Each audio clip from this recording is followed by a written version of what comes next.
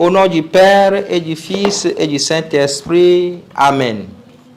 Seigneur notre Dieu, par l'illumination de l'Esprit Saint, tu as instruit le cœur de tes fidèles.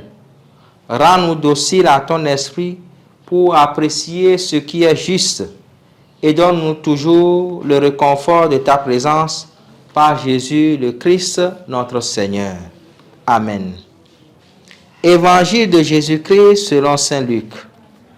En ce temps-là, quelques Sadducéens, ceux qui soutiennent qu'il n'y a pas de résurrection, s'approchèrent de Jésus et l'interrogèrent. « Maître, Moïse nous a prescrit, si un homme a un frère qui meurt en laissant une épouse, mais pas d'enfant, il doit épouser la veuve pour susciter une descendance à son frère. Or, il y avait 7 frères. Le premier se maria et mourut sans enfant. De même, le deuxième, puis le troisième épousèrent la veuve, et ainsi tous les 7. Ils moururent sans laisser d'enfant. Finalement, la femme mourut aussi. Eh bien, à la résurrection, cette femme-là, duquel d'entre eux sera-t-elle l'épouse, puisque les 7 l'ont eue pour épouse? Jésus leur répondit, les enfants de ce monde prennent femme et mari, mais ceux qui ont été jugés dignes d'avoir part au monde à venir et à la résurrection d'entre les morts, ne prennent ni femme ni mari, car ils ne peuvent plus mourir. Ils sont semblables aux anges. Ils sont enfants de Dieu et enfants de la résurrection. Que les morts ressuscitent, Moïse lui-même le fait comprendre dans le récit du buisson ardent quand il appelle le Seigneur le Dieu d'Abraham, Dieu d'Isaac, Dieu de Jacob. Il n'est pas le Dieu des morts, mais des vivants. Tous, en effet, vivent pour lui. Acclamons la parole de Dieu. Louange à toi, Seigneur Jésus. Frères et sœurs, aujourd'hui, dimanche 6 novembre 2022, 32e dimanche du temps ordinaire. L'évangile de ce jour nous fait une révélation alléchante.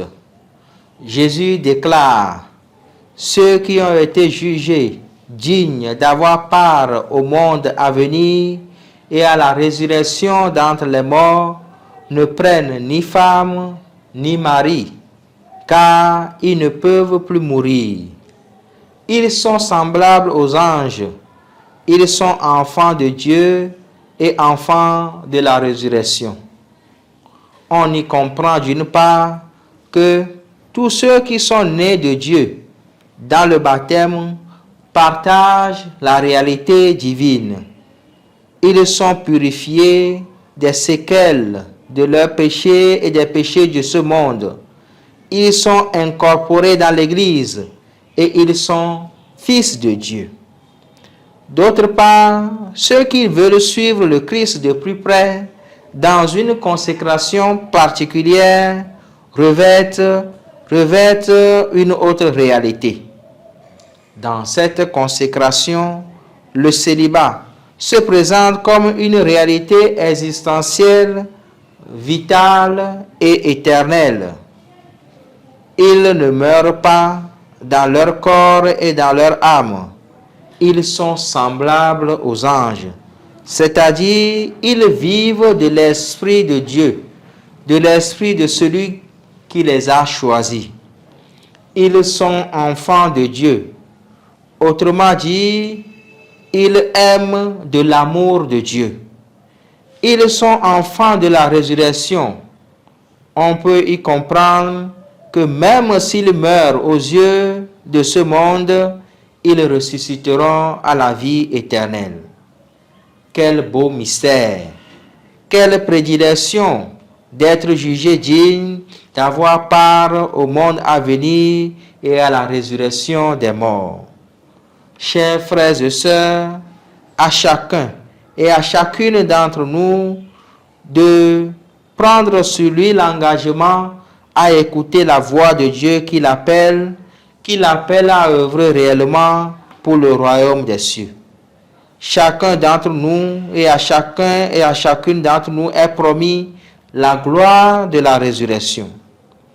Pour l'acquérir, nous devons faire trésor chaque instant de notre vie de petits efforts de conversion et de transfiguration.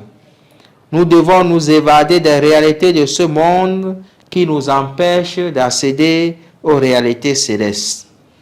Efforçons-nous d'incarner dans nos réalités quotidiennes l'aventure des fils et des filles de Dieu qui prendra de plus en plus son envergure à travers l'amour de la parole de Dieu, la vie de prière, le dévouement aux pauvres et aux malheureux. Alors notre amour sera ainsi l'amour de Dieu et nous conduira à la vie éternelle. Qu'il en soit ainsi pour nous maintenant et pour les siècles des siècles. Amen. Au nom du Père et du Fils et du Saint-Esprit. Amen.